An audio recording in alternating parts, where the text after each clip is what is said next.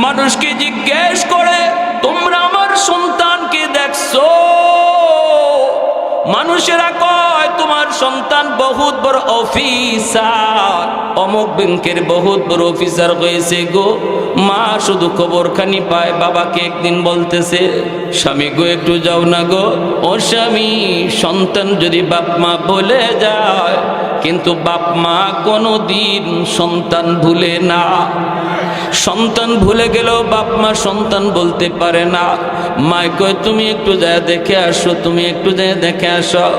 বাবা একদিন গেছে ঢাকা শহর, ঠিকানা লইয়া আসা ঢাকা শহর গিয়া হাজির।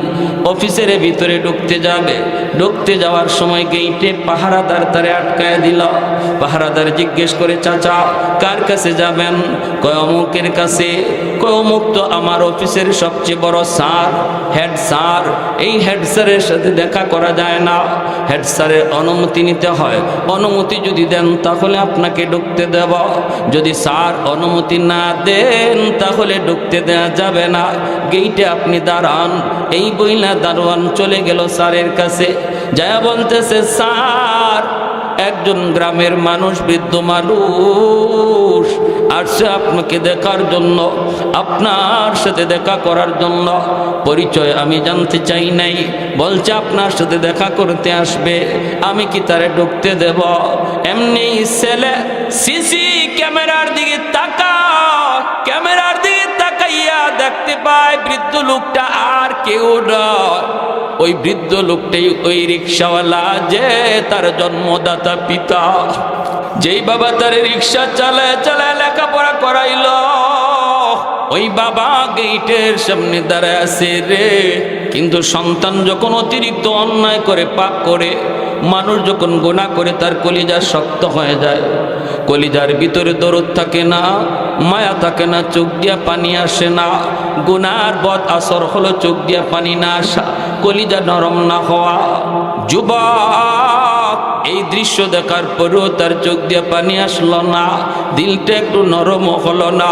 বাবাকে চিনার পরেও দারোয়ানরে বলতেছে, নে তুই 500 টাকা নিয়ে যা বলবি স্যারের টাইম নাই, স্যার দেখা করতে পারবে না, আপনাকে 500 টাকা দিছে, টাকাটা লইয়া বাড়ি চলে যান।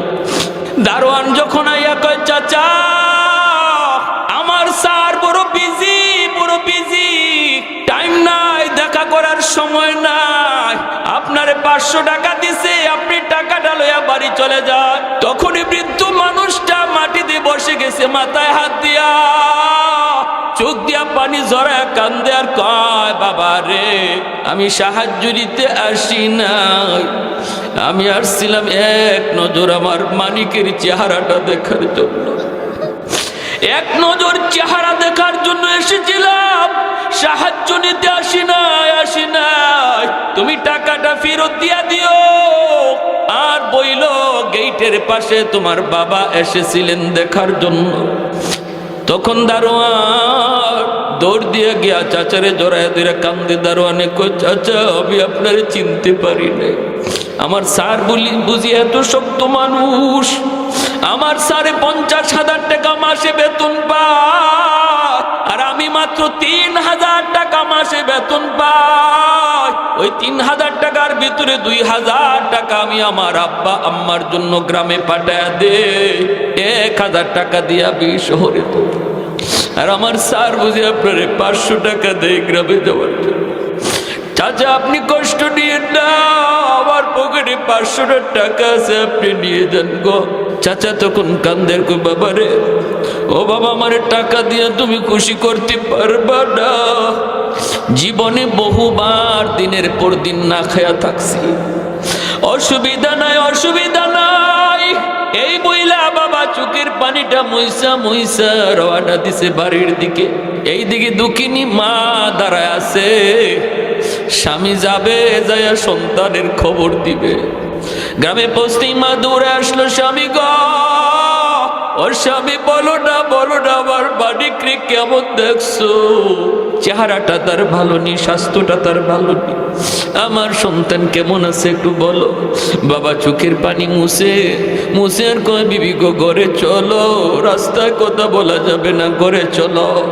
বিবির ধইরা নিয়া বাবা বাবা চলে আসছে ঘরে, আইসেই তার মাকে জড়ায় ধরে কই, বিবি গো, ও বিবি, তোমার সন্তান আর সন্তান নাই, ছেলে আর ছেলে নাই, আমার সাথে দেখা করার টাইম তার নাই, আমাকে গেট থেকে ফিরা দিছে। আমি দারোয়ানরে জিজ্ঞেস করেছিলাম তোমার স্যার আমারে দেখছে নাকি, সে বলছে স্যারে দেখছে, গেটের মধ্যে একটা সিসি ক্যামেরা আছে, ওই সিসি ক্যামেরা দিয়ে বুঝে আমারে দেখছে। এরপরও তোমার সন্তান আমার সাথে দেখা করার টাইম পায় না, আমারে 500 টাকা দিয়ে দিছে চলে যাওয়ার জন্য, আমি তো টাকাটা আনি নাই। আমি বলছিলাম আমি সাহায্য নিতে আসি নাই গো, আমি আসছিলাম এক নজর দেখার জন্য। ও বিবি, সন্তান আর সন্তান নাই বলে যাও, বলে যাও আমাদেরকে আল্লাহ কোনো সন্তান দেয় নাই। মা চিৎকার দিয়া বিছানায় পড়ে গেল, মা চিৎকার দিয়া বিছানায় পড়ে গেল, মালিক কত রাত সন্তানের মাথার পাশে দাঁড়ায় দাঁড়ায় রাত কাটাইছি, হিসাব না, কত নিজের খানা সন্তানরে তুলায় তুলায় খাওয়াইছি, ঈদের দিনে নিজে সিরা কাপড় পরছি, আমার সন্তানরে নতুন কাপড় কিনে দিছি, বাবা পুরাতন লুঙ্গি পুরা ঈদের নামাজে রওনা দিছে, সন্তানরে নতুন কাপড় কিনে দিছে। এইভাবে মা চিৎকার দিয়ে বিছানায় পইরা গেছে, হাউমাউ করে কাঁদতেছে, মা অসুস্থ হয়ে পড়ছে, সন্তানের এই আচরণ শুইনা মা অসুস্থ হয়ে পড়ছে। বেশ কিছুদিন যাওয়ার পর মা পাগলের মতো হয়ে গেছে, মা বলতেছে স্বামী গো, ও স্বামী, আমি বাঁচবো না গো, আমি কোন দিন জানি মরে যাই, আমাকে এক নজর আমার মানিকরে দেখাও, আমি তো 10 মাস পেটে নিছিলাম, আমি তো যন্ত্রণার সহিত সইছি, আমি বলতে পারি না গো স্বামী, বলতে পারি না, পেটে তাইকা কতবার কলিজায় লাথি দিছে, আমি তোমার কাছে কোনোদিন নালিশ দেই না, রাতকে রাত আমি এই ঘরে ওই ঘরে দাঁড়ায় দাঁড়ায় কাটে দিছি, কলিজায় লাথি খায়া খানা বন্ধ হয়ে গেছে, কোনোদিন তোমার কাছে সন্তানের ব্যাপারে নালিশ পর্যন্ত দেই নাই গো স্বামী, এজন্য আমাকে এক নজর দেখায় আনো, আমাকে নিয়ে শহরে চলো। স্বামী বলতেছে বিবি গো, একটু ধৈর্য ধরো, শহরে গেলে তোমার সাথে সন্তান দেখা করবে না, দেখা করবে না। মাই কয় যদি দেখা না করে কবর আমার ডাকাতে হবে, শহরে হবে, আমার গ্রামে তুমি আইনো না, ওই জায়গায় আমার জান কবজ পাওয়া যাবে। এই বইলা মা বাবা দুজন রওনা দিছে। একদিন টাইম কইরা বাইরে ভাই মা সারা পথ যায়, চোখের পানি জড়ায় জড়ায় কান্দে, গেটের সামনে যায় মা আবারও দাঁড়াইছে, বাবাও দাঁড়াইছে। পাহারাদার কয় স্যার আপনাদের সাথে দেখা করবে কিনা জানি না। ও চাচা আপনি তো গতবারও আসছিলেন, চাচা আপনি তো আমার স্যারের বাবা, কিন্তু আমার স্যার আর স্যার নাই, অন্যায় পথে টাকা কামায় ঘুষ খায়, দিলটা পাথর হয়ে গেছে, আমাদের সাথেও কঠিন আচরণ করে, নরম কোনো আচরণ তার নাই। ও চাচা আমি জানি আমার চাচির সাথে লয়ে আইছেন, তবু আমার মন বলে আমার স্যার তবুও দেখা করবে না। দারোয়ান আবারও গেছে, যা কই স্যার, ও স্যার একটু তাকান, গেটের দিকে তাকান। একজন বৃদ্ধ মানুষ, একজন বৃদ্ধা মহিলার নিয়ে আইসা দাঁড়ায় দাঁড়ায় কাঁদতেছে গো স্যার, একটু তাকায় দেখে। ওই স্যার সে তাকায় দেখে তার আর কেউ নয়, তার মা বাবা। এরপরও দিলটা নরম হলো না, দিলটা নরম হলো না। তখনও দারোয়ান রে বলতেছে, দারোয়ান যা নে 2000 টাকা লইয়া যা, যাইয়া বলবি আমার টাইম নাই, টাইম নাই, আমি বড় ব্যস্ত। তখন দারোয়ান চোখের পানিটা ফালাইয়া স্যারের সামনে কাঁদতেছে। দুনিয়াতে এমনও বুঝি সন্তান হয়, এমনও বুঝি সন্তান হয়, বউ পায়া শ্বশুর বাড়ি পাইয়া মারে এমন ভাবে ভুলে যায়, বাবারে এমন ভাবে ভুলে যায়। এ যুবক মনে রাখো, দুনিয়ায় মরার আগে আল্লাহ পাক রব্বুল আলামিন তোমার কপালেও এমন রাখবে, তোমারও না কান্দায়া আল্লাহ কবরে নিবে না রে। কারণ মায়ার নবী দয়ার নবী বলেছেন সমস্ত গুনার শাস্তি আল্লাহ পরকালের ময়দানে দিবে, কিন্তু একটা কবিরা গুনার শাস্তি আল্লাহ পাক দুনিয়াতে মৃত্যুর আগে আগে দিয়ে দেয়। সেই কবিরা গুনাহটা হলো উকুকুল ওয়ালিদাইন ফাইন্নাহু ইউআজ্জালু লিসাহিবিহি ক্বাবলাল মামাত। নবী বলেন উম্মতের দল সমস্ত গুনার শাস্তি আল্লাহ পরকালে দিবে, কিন্তু একটা কবিরা গুনাহ আছে এমন, এই গুনাহটা মরার আগে আল্লাহ দিয়া দেয় নগদ। এই কবিরা গুনাহটা হলো যেই সন্তান মারে কাঁদায়, যেই সন্তান বাবারে কাঁদায়, এই সন্তানের কপালে মরণের আগে আগে আল্লাহ তার কপালেও কান্না রেখে দেয়, তার কপালেও যন্ত্রণা রেখে দেয়, তার সন্তানেও তারে কাঁদায়, তার পুত্র বধূ তারে কাঁদায়। বাইরে বন্ধুরা, ওই দিনও মার কাছে যখন আইয়া দারোয়ান কয় আমার স্যার ব্যস্ত আসতে পারবে না, মা চিৎকার দিয়ে জমিনে পইরা গেছে, চিৎকার দিয়ে জমিনে পইরা গেছে। এরপরও মা বদুয়া দেয় না, এরপরও বাবা বদুয়া দেয় না, কারণ বাপ মার বদুয়া আল্লাহর দরবারে সরাসরি কবুল হয়ে যায়। বাপ মার বদুয়া, বাপ মার দোয়া, বাপ মার দোয়া বদুয়া আল্লাহর দরবারে সরাসরি কবুল। তিন ব্যক্তির দোয়া বদুয়া সরাসরি কবুল। সালাসাতুন দাওয়াতুম মুস্তাজাবাতুন লা শাক্কা ফিহ দাওয়াতুল মাজলুম ওয়া দাওয়াতুল মুসাফির ওয়া দাওয়াতুল ওয়ালিদ আলা ওয়ালাদিহি। মায়ার নবী বলেন উম্মতের দল সাবধান, তিন ব্যক্তির কাছ থেকে বদুয়া নিও না, সর্বদা এই তিন ব্যক্তির কাছ থেকে দোয়া নিবা। এক হলো মজলুম, আরেক হলো মুসাফির, আরেক হলো বাপ মা। মজলুমের কাছ থেকে বদুয়া নিও না, নিও না।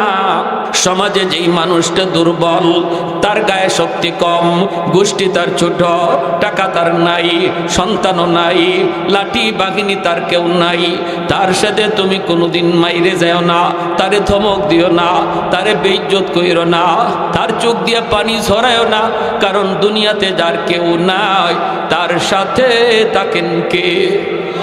আর একটু জোরে বলেন কে? এজন্য মজলুম যখনই আহ কয়, মজলুম যখনই আহ কয়, আল্লাহর আরশে এমন ভাবে নবী বলেন আহ শব্দটা পৌঁছে যায়, সুজা যাইয়া আল্লাহর আরশে ধাক্কা মারে। ভাইয়ের বন্ধুরা, এজন্য দুর্বল মানুষের মুখ দিয়ে আহ উহ বের করায় না। এই মামলা বড় জটিল মামলা। হাসরের মাঠে বহু ক্ষমতাসীন মানুষ, সমাজের ভিতরে বহু প্রভাবশালী মানুষ, এই মানুষগুলি দুর্বলের উপরে জুলুম করার কারণে আল্লাহর আদালতে আটকা পড়বে। এই মামলা বড় জটিল জটিল মামলা হবে। এই হাজী সাহেবের হজ আল্লাহর তৈরি জান্নাতে নিতে পারবে না, লক্ষ লক্ষ টাকা মসজিদে দান তারে জান্নাতে নিতে পারবে না, তার নামাজ তার রোজা তারে জান্নাতে নিতে পারবে না। যদি দুর্বল মানুষের মামলা আল্লাহর আদালতে তার বিরুদ্ধে থাকে রে যুবক, এজন্য সাবধান। যদি তুমি কারো উপরে জুলুম করো, মরণের আগে আগে মাপ চাইয়া নাও। আল্লাহর আদালতে মামলা লইয়া কেউ উঠো না, মানুষের মামলা লইয়া কেউ আল্লাহর আদালতে উঠবেন না। এটা খতরনাক মামলা, হকুল ইবাদের মামলা। এজন্য দুনিয়াতে যদি কোনো মানুষের হক নষ্ট করে থাকি, মানুষে কষ্ট দিয়া থাকি, আমার পাওয়ারের বলে কারো উপরে জুলুম করে থাকি, নবী বলেন মরার আগে আগে, মৃত্যুর আগে আগে, তুমি তো জানো না কখন মারা যাবা, অতএব এখনই তার কাছ থেকে মাপ চাও। ভাই আমি একটা ভুল করে ফেলেছি, ভাই তুমি কষ্ট পাইছো, আমি তোমার একজন বেইজ্জত করছি মানুষের সামনে, আমার ক্ষমতা ছিল বিদায়, আল্লাহর ওয়াস্তে তুমি আমাকে মাফ করো। দুনিয়ার মামলা দুনিয়ায় শেষ করো, আল্লাহর আদালতে উঠাইও না, আল্লাহর আদালতে উঠায়ও না। এটা জটিল এক আদালত। এই আদালতে ঘুষ চলে না, এই আদালতে সুপারিশ চলে না, এই আদালতে ফোন কল চলে না। শুধুমাত্র আল্লাহ রাব্বুল আলামিন বলবে আমি কিছুই জানি না, আমার হক নষ্ট হয়েছে, নামাজ একক তো কাজা হয়েছে, যাও আমি আল্লাহ আমার রহমান নামের খাতিরে মাফ করলাম। কিন্তু মজলুমের মামলা, প্রতিবেশীর মামলা, স্ত্রীর মামলা, সে এরকমভাবে বাপমার মামলা, আমি আল্লাহ এই ব্যাপারে কিছু জানি না, মাপ চাও। হাসরের মাঠে বাবার কাছে সন্তান মাপ চাইতে যাবে, বাবা সেদিন মাপ দিবে না। মার কাছে মাপ চাইতে যাবে, মা মাপ দিবে না। এরকম ভাবে মজলুম মানুষটার হাতে পায়ে ধরবে, মাপ দিবে না। কেমন করে দিবে? হাসরের মাঠ তো হলো ইয়া নফসি ইয়া নফসি ইয়া নফসি বলার মাঠ। সন্তানের ব্যাপারে মা বলবে কি কো বাবা আমি তোমারে চিনি না, বাবা বলবে আমি তোমাকে চিনি না। অতএব আল্লাহর নবী বলেছেন সাবধান, এমন কোনো মামলা লইয়া কেউ আল্লাহর আদালতে উইটো না যে মামলা মানুষের কাছ থেকে মাপ চাইতে হয়। আল্লাহ মাপ দিয়ে দিবে হাসরের মাঠে, কিন্তু মানুষ মাপ দিবে না। মানুষ মাপ দিবে না। অতএব দুনিয়াতেই শেষ করো মামলা, দুনিয়াতেই শেষ করো। যদি কোনো কিছু অন্যায়ভাবে হক নষ্ট করে থাকো, যদি অন্যায় হয়ে থাকে, তুমি দুনিয়াতেই এটা পরিশোধ করো। কারোটা অন্যায়ভাবে জুলুম করে নিয়ে আসো, দখল করে খাইতেছ, মরার আগে আগে এটা ফেরত দাও। সন্তান এটা ফেরত দেবে কিনা গ্যারান্টি নাই। তোমার কবরের আগুন সন্তান নিভাবে না, সন্তান এই দায়ভার নেবে না। যদি বাবা তুমি জানো তোমার দ্বারা কোনো প্রতিবেশীর হক নষ্ট হয়েছে, ভাইয়ের হক নষ্ট হয়েছে, বোনের হক নষ্ট হয়েছে, তাড়াতাড়ি করে ভাইরে ডাকো, বোনরে ডাকো। কারণ এই জায়গা, এই সম্পদ কেউ কবরে যাবা না, কেউ কবরে যাবা না। মৃত্যুর আগে আগে তাদেরকে বুঝাও, বুঝাও, বুঝাও। এই হক লইয়া আল্লাহর আদালতে উইটো না। তোমার নামাজ, রোজা, হজ, যাকাত কোনো কিছু তোমাকে জান্নাতে নিতে পারবে না যদি মানুষের মামলা থাকে।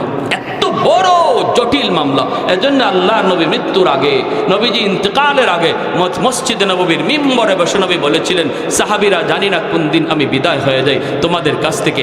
আজ তোমাদের মাঝে আমার একটা কথা বলো, আমার কাছে তোমাদের কারো কোনো পাওনা আছে? আমি কি তোমাদের কারো উপরে কোনো জুলুম করেছি? আমি কি তোমাদের কাউকে অন্তর কষ্ট দিয়েছি? যদি তাকে আল্লাহর দোহায়, আল্লাহর দোহায় আমি নবীকে বলো, আমাকে বলো, আমি কারো পাওনা লইয়া কবরে যেতে চাই না। মায়ার নবী, রহমতের নবী কেন বলেছেন? উম্মতকে শিক্ষা দেওয়ার জন্য, ঠিক কিনা?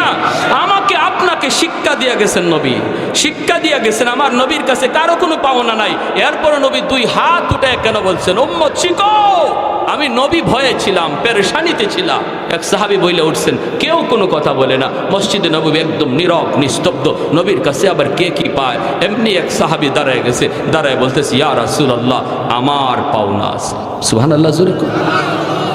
আবু বকর সিদ্দিক রাদিয়াল্লাহু তাআলা আনহু, হযরত ওমর ফারুক রাদিয়াল্লাহু তাআলা, ওসমান গনি, আলী, সবাই তাক হয়ে তাকাইছেন। সব সাহাবীরা ঘাড় ফিরে ফেলছেন। কে সে?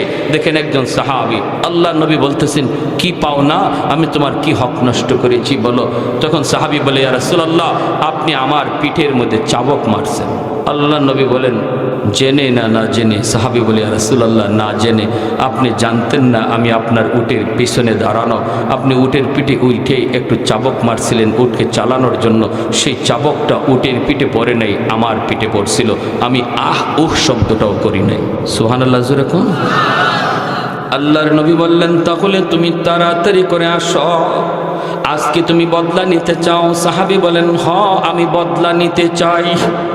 মদিনার মসজিদ কেঁপে উঠল, সাহাবীরা পর্যন্ত কেঁপে উঠলেন। কয় কি বদলা নিবে? নবীর কাছ থেকে চাবুক দিয়ে বাড়ি মারবে। সাহাবায়ে কেরাম সবাই কাঁপতেছেন। মায়ার নবী বলেন, এই দিকে আসো, আমার দিকে আসো, আমার দিকে আসো। ইনিও হাঁটা শুরু করে দিছেন। আবু বকর সিদ্দিক রাস্তা আটকায় দিলেন, বলতেছেন, যাস না রে ভাই, আমার নবীর গায়ে তুই কেমন করে চাবুক মারবি?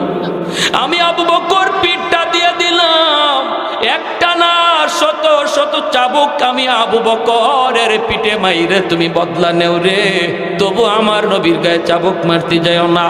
মায়ার নবী বলেন, আবু বকর তুমি রাস্তা ছাড়ো, আবু বকর তুমি রাস্তা ছাড়ো। সাহাবী তিনি তো সামনের দিকেই আসতেছেন।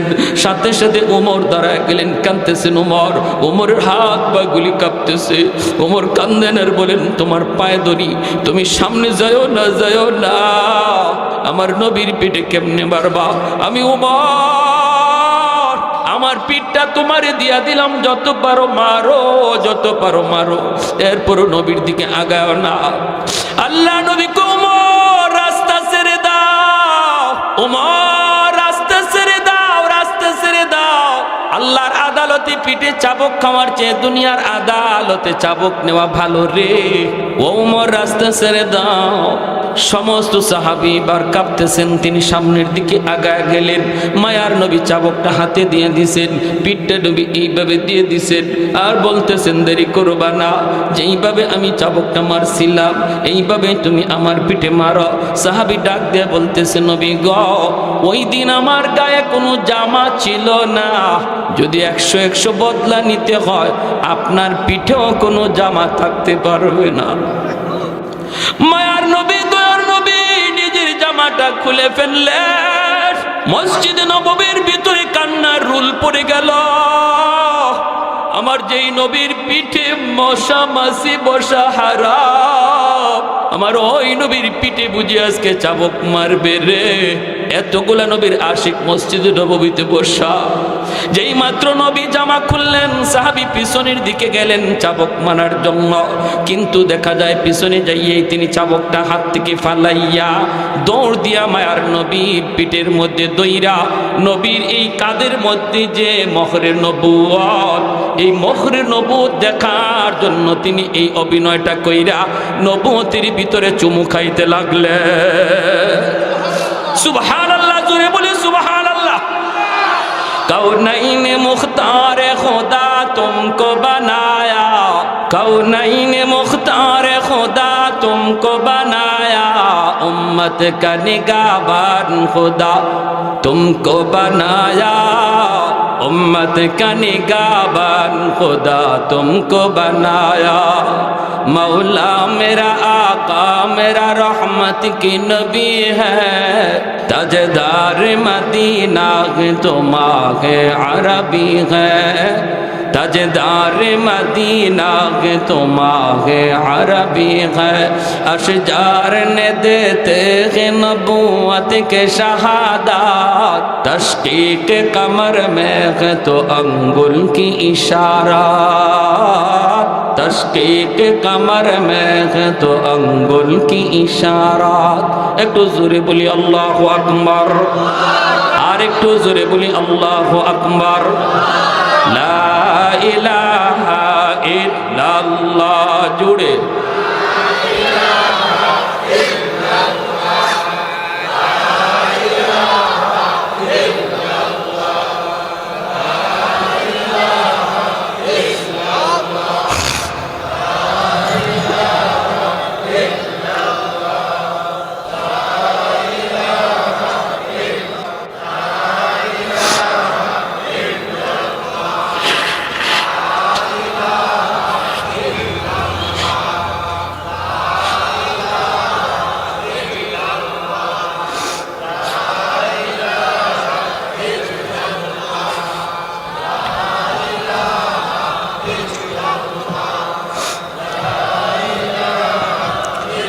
লা ইলাহা ইল্লাল্লাহু মুহাম্মাদুর রাসূলুল্লাহ।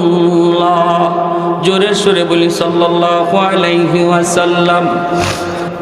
মা চলে গেল, বাবাও চলে গেল গ্রামে। বাপ মা কলেজে, কলিজার ভিতরে বাপ মার ব্যথা। এই ছেলে বাসা নিয়ে থাকতো গুলশান, গুলশান আজাদ মসজিদ। এই মসজিদে জুম্মার নামাজ পড়ান যাত্রাবাড়ির হযরত মাহমুদুল হাসান দামাত বারকাতুহুম। আল্লাহর বহুত বড় ওলি, এই যুগে একজন জীবন্ত ওলি। আল্লাহর ওলির পিছনে রমজান মাস নামাজ কালাম যুবক ঠিক মতো পড়ে না, কিন্তু রমজান আসলে মুসলমান নামাজি পড়ে। জুম্মার নামাজ রমজান মাসে কোনো মুসলমান মিস দেয় না। যুবক জুম্মার নামাজ পড়ার জন্য মসজিদে গেল। আল্লাহর ওলি তিনি বয়ান করতেছেন। ঘটনাক্রমে ওই দিন হজরতের বয়ান ছিল বাপ মার সেবা, মা বাবার হক। আল্লাহর কোরআন থেকে নবীর হাদিস থেকে কথাগুলি এমন ভাবে বলতেছেন, যুবক মনোযোগ দিয়ে শুনতেছে। শুনতে শুনতে তার অনিচ্ছা সত্ত্বে চোখ দিয়ে পানি ধরতে লাগলো। যুবক মনে মনে ভাবতে লাগলো, হায়রে আমি কি করলাম, আমি তো আমার পায়ে কুড়াল মারছি, আমি তো আমার ভবিষ্যৎ অন্ধকার করে ফেলেছি, আমার দুনিয়া আখিরাত বরবাদ করে ফেলেছি। হায় আমার মা, আমার বাবা আমাকে দেখা করার জন্য আমার গেট পর্যন্ত আসলেন রে, এরপরও আমি দেখা করলাম না। আমি কত বড় নালায়েক, কত বড় অধম। আল্লাহর ওলির বয়ান শোনার পরে তার দিলের ভিতরে পরিবর্তন হয়ে গেল। এজন্যই উলামায়ে কেরামের বয়ান শুনতে হয়। উলামায়ে কেরামের বয়ান শুনলে পরে নবী কয় আলাইকুম বিমুজালাসাতিল উলামা ওয়া ইস্তিমাই কালামিল হুকামা ফাইন্নাল্লাহা তাআলা ইউহয়িল কলবাল মাইয়িতা বিনূরিল হিকমা কামা ইউহয়িল আরদাল মাইতাতা বিওয়াবিলিল মাতার। নবী বলেন উম্মতের দল, ফিতনার জমানায় তোমরা আমার উম্মতের উলামায়ে কেরামের সাথে তোমরা মিলেমিশে থাকবা।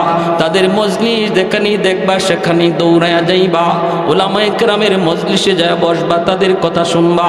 নবী বলেন জানোনি, যদি আমার উম্মতের উলামায়ে কেরামের কথা শোনো, তোমার মুর্দা দিলটারে আল্লাহ জিন্দা বানায়া দিবে।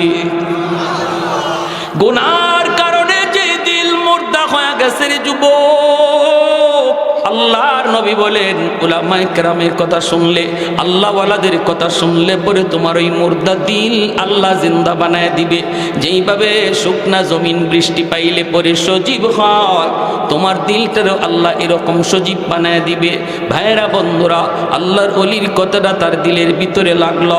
যুবক সাথে সাথে নিয়ত করে ফেললো, চোখ দিয়ে পানি ঝরায় কাঁদতেছে। পুরা নামাজ, জুম্মার নামাজ যুবক কাঁদছে, সাজদায় যায় চোখের পানি ঝরায় ঝরায় কাঁদছে, আর শুধু বলতেছে মালিক আমাকে একটু সময় তুমি দিবানি দিবানি। আমি আমার আম্মার পা ধরে মাপ চাইমু, আমার আব্বার পা ধরে মাপ চাইমু, এতটুকু সময় তুমি আমাকে দিবানি গো মালিক। আল্লাহ আমাকে তুমি এতটুকু হায়াত পর্যন্ত বাঁচায় রাখো। আমি জুম্মার নামাজের পর আর বাসায় যাবো না, এখান থেকেই সোজা আমার আব্বা আম্মার কাছে যাব।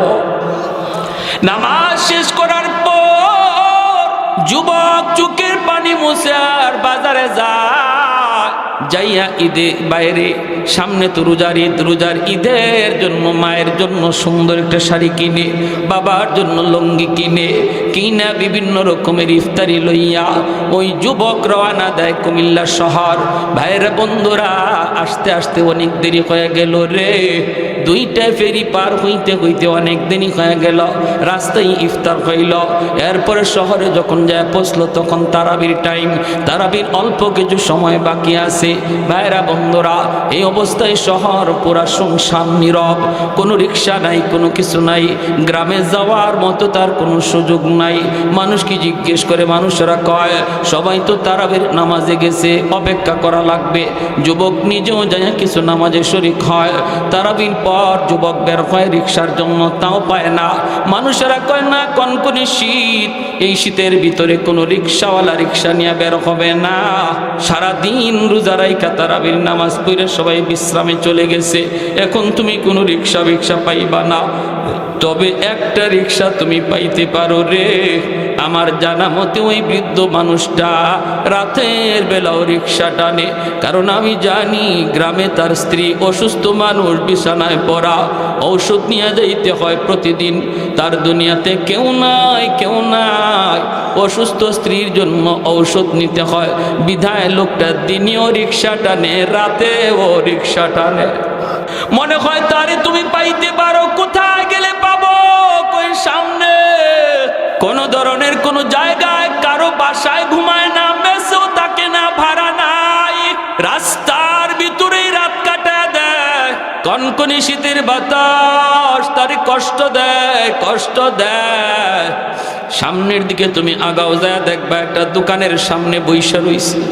যুবক রওনা দিছে সামনের দিকে, আগায় যায় দেখতে পেল একটা রিক্সা দাঁড়ায় আছে, পাশে একটা লোক একটা বড় দোকানের বারান্দার মধ্যে বসে বসে শীতে কাঁপতেছে, রুমাল দিয়া মাথাটা ডাইকা রাখছে, নাক মুখ ডাইকা রাখছে, বইসা রইছে রিক্সাটা পাশে থইয়া। শীতে এইভাবে বুড়া মানুষটা কাঁপতেছে। যুবক যাইয়ে ডাক দেয়া কয়, চাচা রিক্সা নিয়ে তুমি অমুক গ্রামে যাইবানি। যেই মাত্র চাচা কইয়া বইছে অমুক গ্রামে যাইবানি, সন্তানের কণ্ঠ হাজারো মানুষের ভিতরে বাপ্পা ছিঁড়ে ফেলে।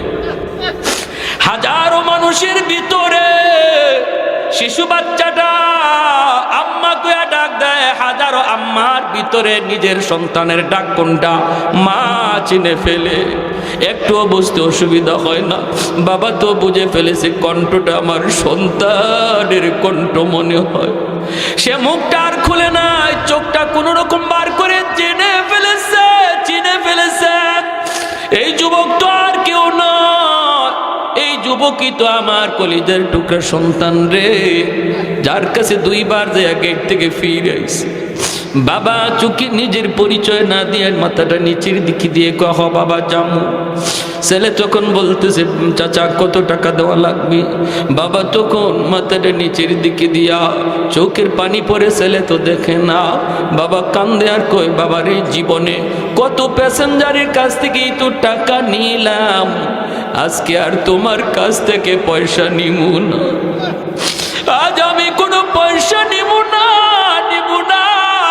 যুবক কয় না আমি আপনাকে পয়সা দিব, 200 টাকার জায়গায় 300 টাকা দিব। মুরব্বী মানুষ ডাক দেয়া কই বাবা পয়সা লাগবে না, তুমি উঠো। এই বইলে ছেলের রিক্সায় তুইলা নিছে। বাবা তখনও মুখ খুলে না, মুখের পরিচয় দেখায় না। রিক্সাটা লইয়া বাবা রিক্সা টানতেছে আর চোখের পানি জোরে কাঁদতেছে। ভাইরে একটু উঁচা জায়গার মধ্যে উঠা লাগবে, মুরব্বী মানুষ গায়ে শক্তি কম, ওই অবস্থায় উঠতে চায়, উঠতে পারে না। ছেলেটা তখন রিক্সা থেকে নামছে, ছেলেটারও চোখ দিয়ে পানি পড়তেছে। বাবার কোথায় ইয়াদ করে, মার কোথায় ইয়াদ করে, যাই আমার পা দুইরা কানবে, বাবার পা দুইরা কানবে। বাবা দেখতেছে ছেলেও কানতেছে, হাতের মধ্যে অনেকগুলি কাপড় চুপড় দেখা যায় সদাই। বাবা রিক্সা থেকে নাইমা কই বাবা এখানে একটু নামবানি। ছেলে তো নামছে, ওই অবস্থায় হঠাৎ করে মাফলারটা মুখ থেকে সইরে গেছে। চেহারাটা ছেলে দেখে ফেলেছে, দেখা ছেলে আব্বা কইয়া পা জোড়ায় ধরছে। বাবা তুমি বুঝি আমাকে পরিচয় দিবা না? বাবা কান্দে আর কই বাবা 2 বার গিয়া পরিচয় দিয়া ভয় পাইতেছিলাম, 2 বার গিয়া পরিচয় দিয়া ভয় পাইতেছিলাম, এখনো পরিচয় দিলে তুমি আমারে পরিচয় দিবা কিনা? বাবার পা ধরে ছেলে কান্দার কো আব্বা আমি বহুত বড় ভুল করে ফেলেছি, অন্যায় করে ফেলেছি। বড় লোকের মেয়ে বিয়ে কইরা আমি আমার গরিব বাপ মা ভুলে গেছিলাম। আল্লাহ আমার চোখ খুলে দিছে আব্বা, আল্লাহ আমার চোখ খুলে দিছে আব্বা। আমার আম্মা কোথায়? কয় তোমার মা বিছানায় পড়ে মৃত্যুর সাথে পাঞ্জা লড়ে, ঔষধ কিনে দিতে পারি না রে বাজার। ছেলে দৌড়াইয়া বাবারে নিয়ে আইসা মা কুয়া ডাক দিছে দরজার সামনে। যেই মাত্র সন্তান আম্মা কুয়া ডাক দিছে, যেই মা বিছানা থেকে উঠতে পারে না, সন্তানের ডাক শুই না মা লাফ দিয়া বিছানা থেকে উঠা গেছে। ওয়াকাদা রাব্বুকা আল্লা তা'বুদু ইল্লা ইয়্যাহ ওয়াবিল ওয়ালিদাইনি ইহসানা। এজন্য আল্লাহ নবী বনু তামিম গোত্রের যুবকরে বলে, যুবক আল্লাহর কাছে যখনই দোয়া চাইবা তখনই এই দোয়া কইরো, আল্লাহ আমার আব্বা আম্মা আমার তোলে যেই পরিমাণ সেবা, যেই পরিমাণ মেহনত, যেই পরিমাণ মায়া যত্ন করেছে, এইভাবে তুমি আব্বা আম্মারে মায়া কইরো, যত্ন নিও। 2 নম্বরে নবী বলেন ওয়াল ইস্তিগফারু লাহুমা, বাপ মার জন্য বেশি বেশি করে দান সদকা কইরো। বাপ মার নামে যখনই তুমি মসজিদ মাদ্রাসায় দান করবা, বাপ মার নামে যখনই তুমি গরিব মানুষে দান করবা, তখনই তোমার খেদমত বাবার কবরে আল্লাহ পৌঁছা দিবে। আল্লাহ নবী বলেন সন্তান যখনই মার নামে বাবার নামে দান করে, সাথে সাথে বাপ মার কবরে ঈদের আনন্দ বয়া যায়। আর তার সন্তানও দানবীর হয়, যেই সন্তান বাপ মার নামে দান করে, আগামীকাল তার সন্তানও তার নামে দান করে।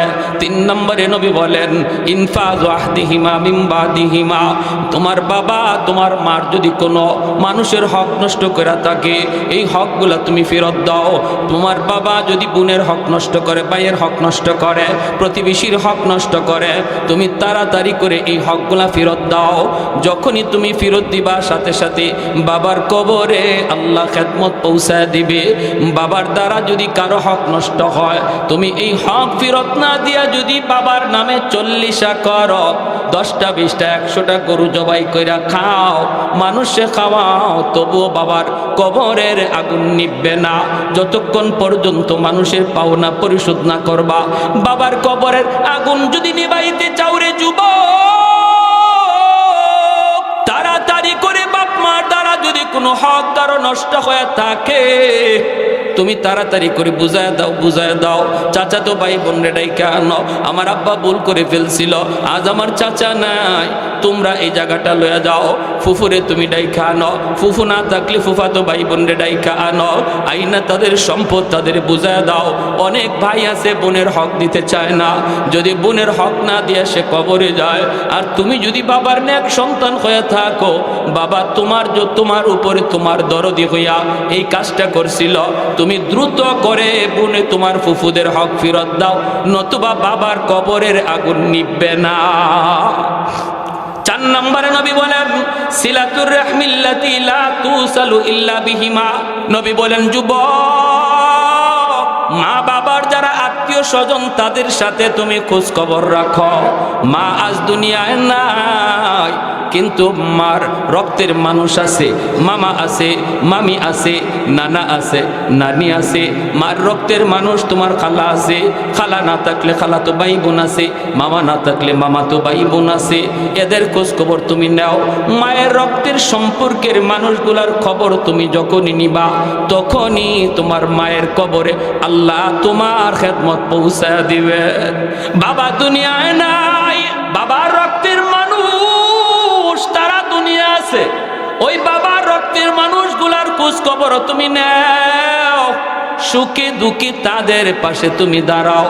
আজ তোমাকে আল্লাহ কোটিপতি বানায় দিছে, শিল্পপতি বানায় দিছে, কিন্তু বাবার রক্তের মানুষগুলি অনেক গরিব, ওদের খোঁজ খবর তুমি নাও। বাবার নামে 10টা গরু জবাই করার চেয়ে যদি বাবার চাচাতো ভাইরে তুমি 1000 2000 টাকা দাও, নবী বলেন সাথে সাথে কবরে খেদমত আল্লাহ পৌঁছায় দিবে। 5 নাম্বার ইকরামু সাদিকিহিমা মিন বাদিহিমা। তোমার বাবা আজ দুনিয়ায় নাই, মা দুনিয়ায় নাই, কবরে শুয়ে আছে, কিন্তু বাবার বন্ধু বান্ধব দুনিয়াতে এখনো আছে, যাদের সাথে বাবা চলতো রে। মা এখন নাই, কিন্তু মার বান্ধবী আছে। বাবার বন্ধুদেরকে যদি তুমি পাও, তখন বাবার মতো শ্রদ্ধা কইরো, ডাক দিয়ে বইল চাচা, আব্বার সাথে আপনারে কতকাল আমি দেখছি, কতবার আব্বার সাথে চা খাইতে দেখছি, আব্বা থাকতে আমাদের বাড়িতে আপনি আসতেন, আজ আব্বা নাই, এজন্য চাচা আপনিও বাড়ি আসেন না।